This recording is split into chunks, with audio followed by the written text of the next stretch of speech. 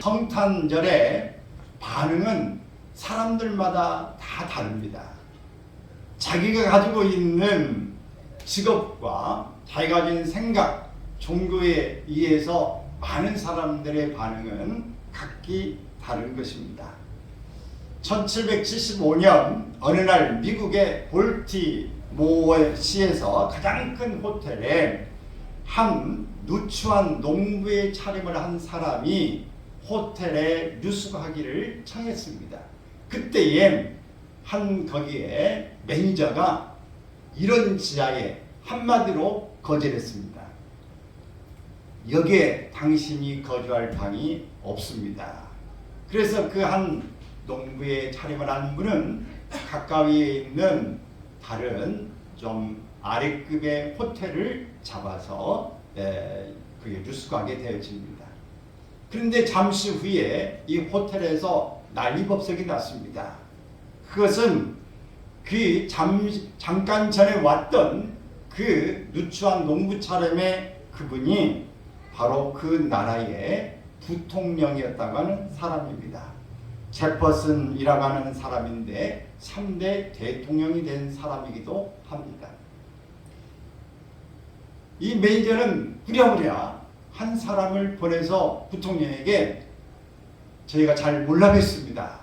우리 호텔에 오셔서 유숙해 주십시오. 이렇게 말하자 그 제퍼슨은 이렇게 매니저에게 방을 얻었다고 전해주시오.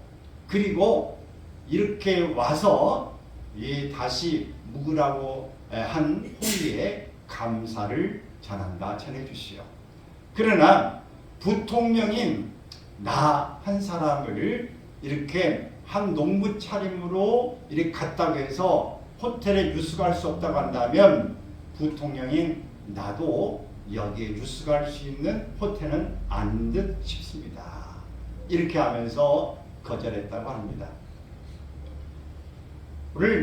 우리가 살아가면서 그 사람이 어떤 사람인가를 알아볼 수 있다면 진짜 이 이유, 진짜 이 뜻이 무엇인지를 알고 산다고 한다면 우리는 많은 부분의 실수를 줄일 수 있을 것입니다.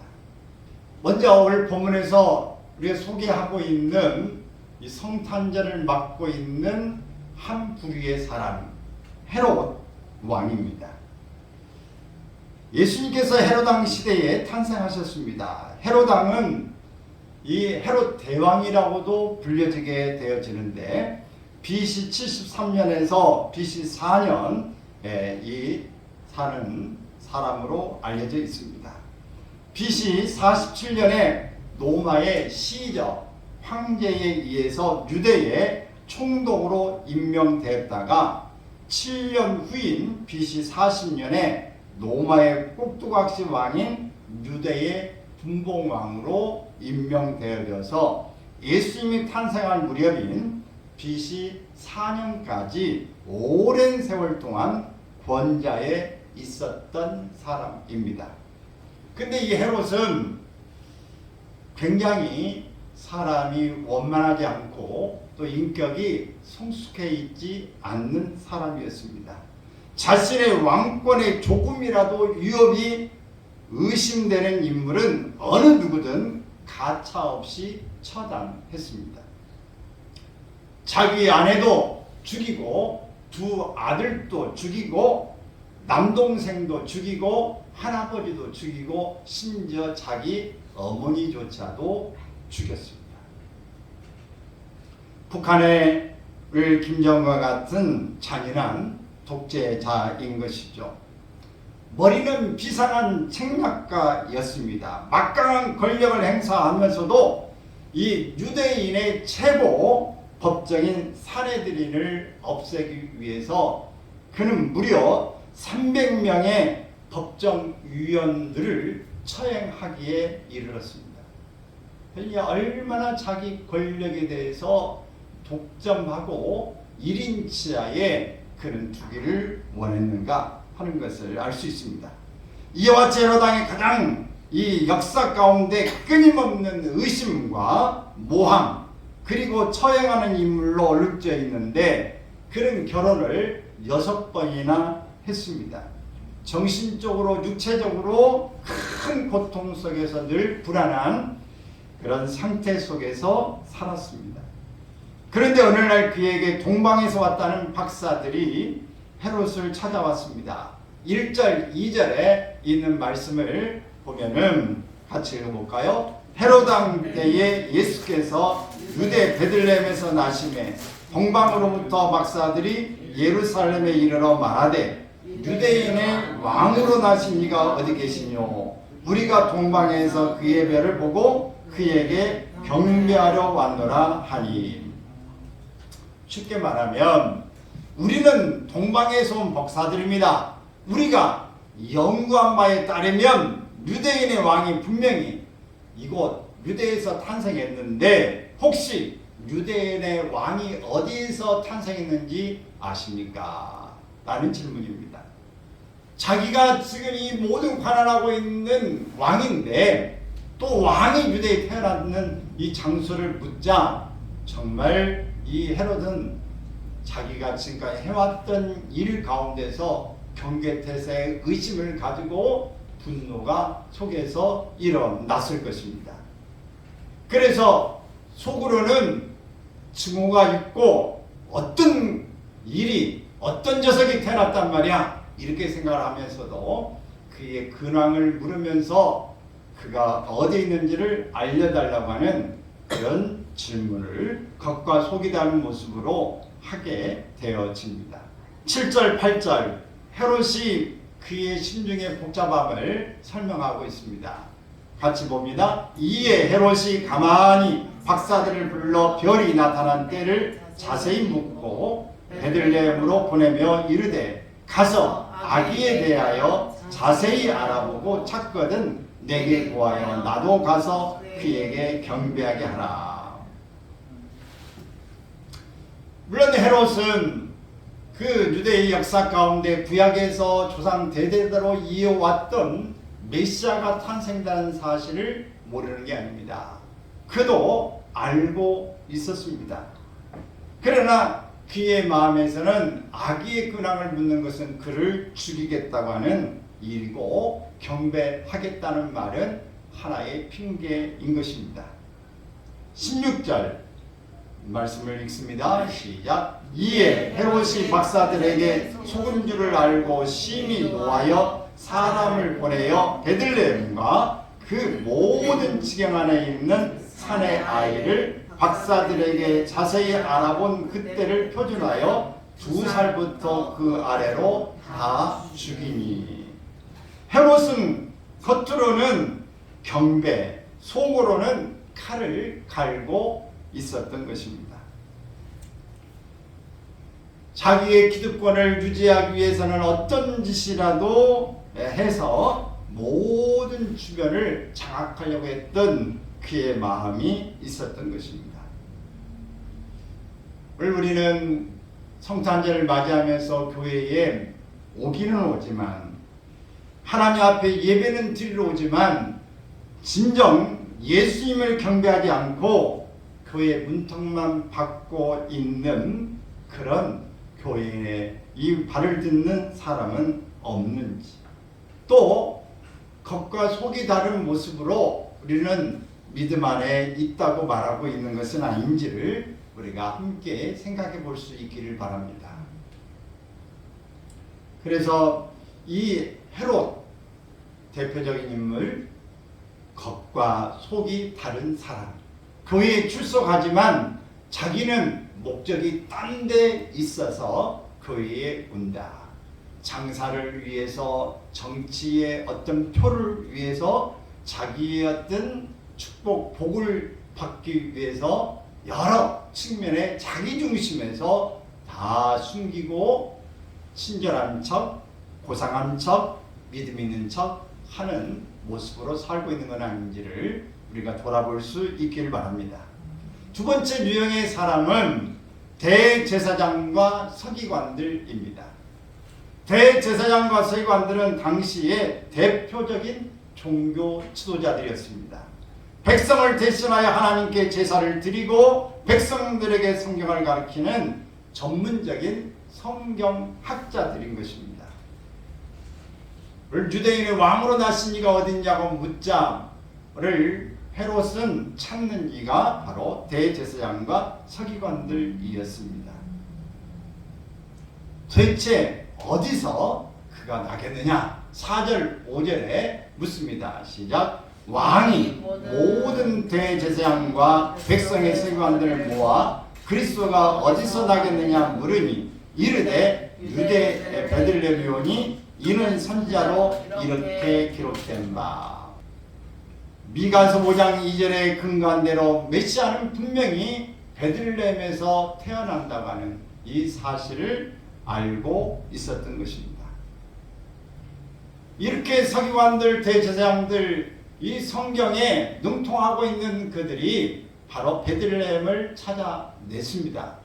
그런데 오늘 불과 예루살렘에서 남쪽으로 8km, 즉 20리 밖에 떨어져 있는 베들레헴인데도 불구하고 메시아의 탄생을 축복하러 거기에 가지 않았다 하는 겁니다. 거리가 얼마 멀지 않은데 거기까지 가보지도 않고 성경에 있는 지명만 가리키면서 여기에서 태어난다고 했습니다 라고 이야기를 하는 것입니다. 조상 대대로 수백 년 동안을 이렇게 기다렸던 메시아가 맞다는 이야기를 들으면서도 호기심도 없고 살펴보려고 하는 마음도 없고 진정한 믿음도 없는 그들의 모습을 보게 되어집니다. 아는 것 따로 행동 따로 이렇게 따로따로를 하고 있는 것입니다. 우리가 신앙생활하면서 얼마나 많은 설교를 듣습니까? 어떤 분은 1년에 성경을 몇 독씩을 합니다. 신앙 서적을 많이 읽습니다. 또 훈련을 받습니다. 이런 과정을 해가면서 성경에 대해서는 일가견이 있고 지식이 많습니다. 체험도 많이 가지고 있다고 말하는데 실제적으로 예수 그리스도에 대해서 우리가 발벗고 나서면서 그분을 찾고 그분을 만나고 싶어하는 열정은 얼마나 있는가를 생각하게 하는 것입니다. 진실한 하나님의 일꾼, 진실한 하나님의 사람들, 이런 모습이 아니라 그저 달달달 애우고 내 지식의 수준을 높이고 뭔가 있는 것처럼 든 척, 이렇게 믿음 있는 척하는 신자, 바로 진짜 신자라기보다는 가짜 신자, 짜가 신자들이 얼마나 많은가 하는 것입니다.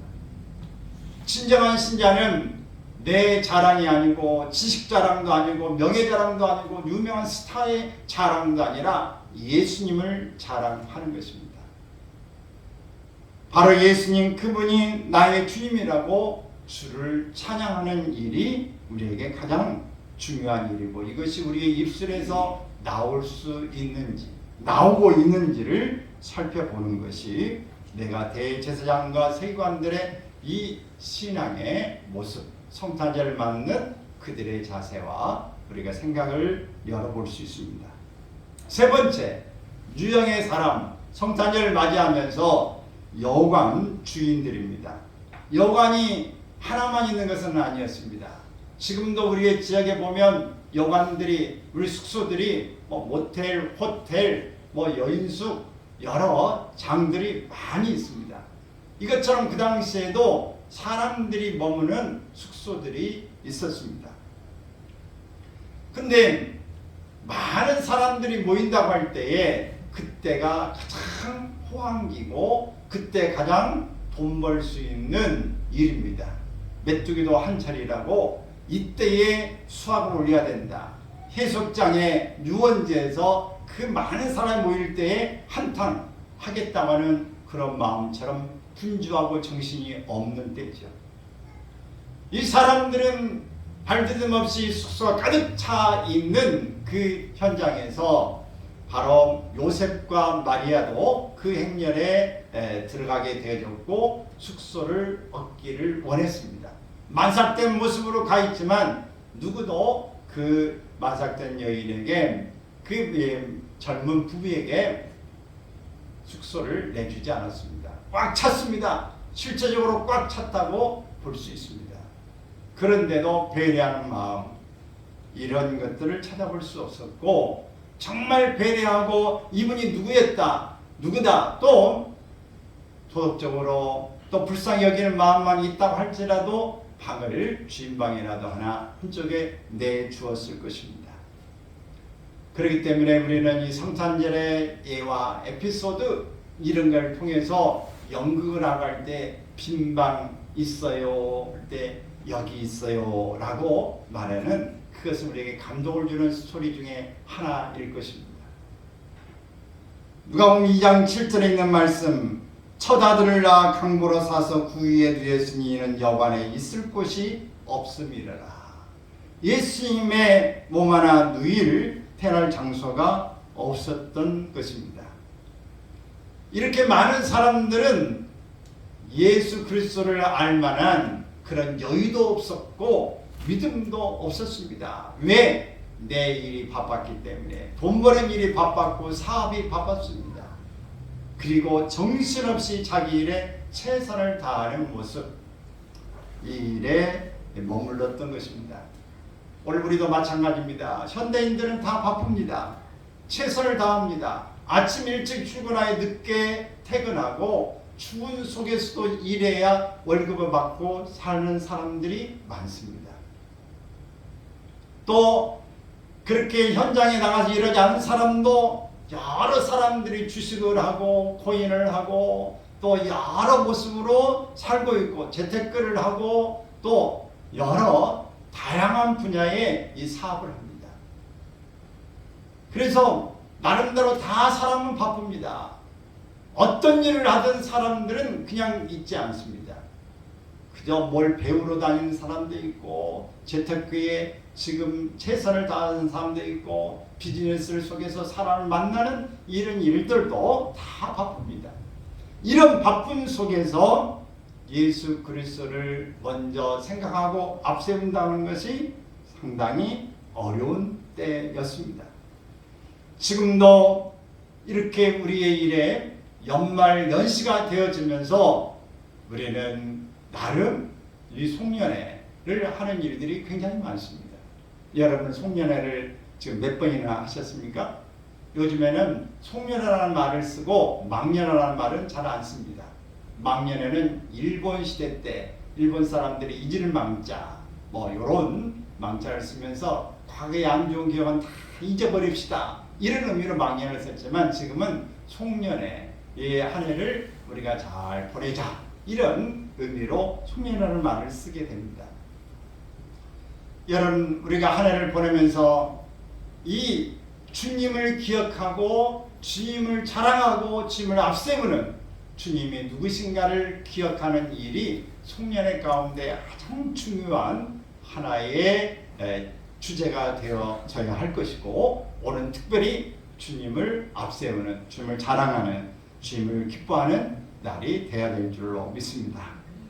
우리 네 번째는 오늘 본문에 소개하는 동방박살듯입니다. 동방박사. 원래 이 전례 보면 네 사람이었는데 한 사람은 어디 가고 세 사람만 왔다. 그런 이야기를 하게 되죠. 이 세 사람이 마국간에 탄생하신 예수님을 만나고 경배하게 되어집니다. 2절 읽습니다. 유대인으로 왕으로 나신 이가 어디 계시뇨? 우리가 동방에서 그의 별을 보고 그에게 경배하러 왔노라.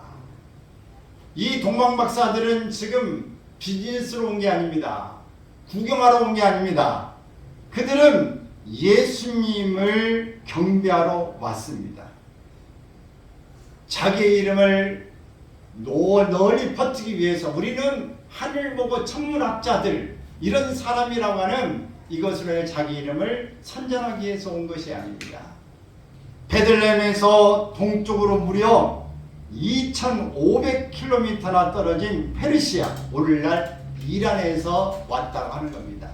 이 동방박사들의 모습을 보면서 정말 예수 그리스도를 만나기 위해서 예배하는 일에 정말 거리를 막론하고 그 이유를 핑계하지 않고 찾아왔던 것처럼 우리는 예수님을 만나는 일에 최선을 다해야 될 줄로 믿습니다. 여러분, 우리가 다른 날보다도 다른 날은 못 가도 오늘 성탄절에 주님을 만나는 일에 우리가 예배하는 일이 가장 중요한 일 아닙니까? 주일은, 안식일의 주인은 누굽니까? 바로 예수님이라고 말씀하고 있죠. 오늘 성탄절의 주인은 누굽니까? 예수님 아닙니까? 우리가 주일을 잘 지키지 못하면 날도덕이라고 말하고 성탄절에 예수님 탄생하는 일을 예수님 앞에 경배하고 축하하는 일이 아니라 다른 데 가서 축하한다고 좋다고 막 노래 부르고 노는 것은 주인공 없는 그런 다른 것을 축하하고 있는 정말 아이러니한 일입니다. 정말 좀 무서운 이야기 아닙니까? 자기의 생업을 포기하고 목숨을 걸고 산을 넘고 물을 건너 베들레헴까지 왔습니다. 오는 동안 사람 맹수들을 만나서 어려움을 당할 수도 있고 곳곳에 도적떼들이 강도떼들이 이제 있으면서 여비와 물품을 도둑질해 갈 수도 있는 위험천만한 일, 목숨 걸고 별을 보면서 따라온 것입니다. 그들 학자들은 별을 연구했기 때문에 별의 인도하심을 따라서 쭉 예루살렘까지 오게 되었다 하는 겁니다. 왜 그들은 목숨을 걸고 페르시아에서부터 베들레헴까지 왔을까요? 무슨 이유로 그들은 자신들을 그렇게 헌신했을까요? 그 이유는 하나입니다. 메시아인 아기 예수 그리스도를 탄생을 축하하고 그분께 경배하기 위해서 목숨을 걸었던 것입니다. 오늘 우리도 주님을 만나는 일에, 주님을 높이는 일에 최선을 다할 수 있기를 바랍니다. 나는 어떤 일에도 은혜 받고야 말겠다. 어떤 일에도 나는 주님을 가장 앞장서서 찬양하고 높이기를 원하는 그런 마음 갖기를 바랍니다. 11절 말씀을 같이 한번 보겠습니다. 시작. 집에 들어가 아기와 그의 어머니 마리아가 함께 있는 것을 보고 엎드려 아기께 경배하고 보배합을 열어 황금과 유향과 모략을 예물로 드리니라. 여러분, 아기께 드린 예물 세 가지 뭐라고요? 첫 번째는 황금, 두 번째는 유향, 세 번째는 모략. 이 세 가지입니다. 이 세 가지인데 왜 그들은 동방박사들은 별을 보고 연구한 사람인데 그 아기 왕, 유대인의 왕으로 오신 분에게 이 세 가지의 예물을 준비했을까요? 여러분, 그들이 아무런 것이나 준비할 일은 없지 않습니까? 동방박사들이 정말 이 의미를 알고 왔는지는 모르지만 그러나 우리는 그 당시에는 알지 못하지만 지나가고 나면 역사를 돌이켜보면 그것이 해석되어진 일이 많습니다. 그런데 이 세 가지는 의미를 가지고 있습니다. 황금은 예수님의 왕권을 상징했습니다.